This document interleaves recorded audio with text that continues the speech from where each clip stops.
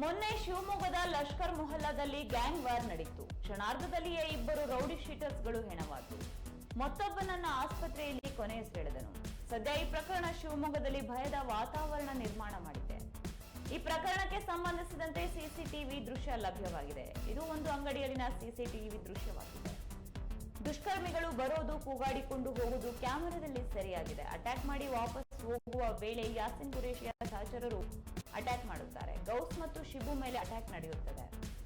ಸಿಸಿಟಿವಿಯಲ್ಲಿ ಜನರು ಭಯದಲ್ಲಿ ಇರೋದು, ಅಂಗಡಿ ಕ್ಲೋಸ್ ಮಾಡಿಕೊಂಡು ಒಳಗಡೆ ರಕ್ಷಣೆ ಪಡೆಯೋ ದೃಶ್ಯ ದಾಖಲಾಗಿದೆ. ಈ ಘಟನೆ ಸುತ್ತಲಿನ ಸ್ಥಳೀಯರನ್ನ ಬೆಚ್ಚಿ ಬೀಳಿಸುವಂತೆ ಮಾಡಿದೆ.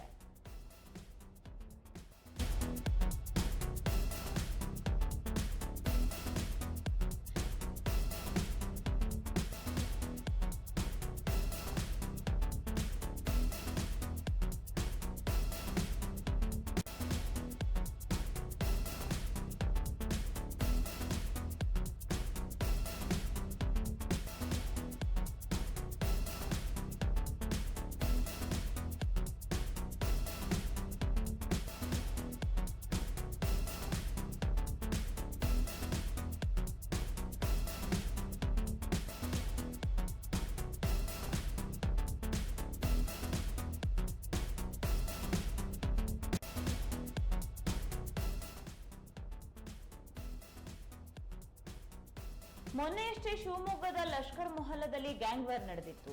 ಕ್ಷಣಾರ್ಧದಲ್ಲಿಯೇ ಇಬ್ಬರು ರೌಡಿ ಶೀಟರ್ಸ್ಗಳು ಈ ಘಟನೆಯಲ್ಲಿ ಹೆಣವಾಗಿದ್ರು. ಇನ್ನು ಮತ್ತೊಬ್ಬನು ಆಸ್ಪತ್ರೆಯಲ್ಲಿ ಕೊನೆಯುಸಿರೆಳೆದಿದ್ದಾನೆ. ಸದ್ಯ ಈ ಪ್ರಕರಣ ಶಿವಮೊಗ್ಗದಲ್ಲಿ ಭಯದ ವಾತಾವರಣವನ್ನ ಸಾರ್ವಜನಿಕರಲ್ಲಿ ಸೃಷ್ಟಿ ಮಾಡಿದೆ.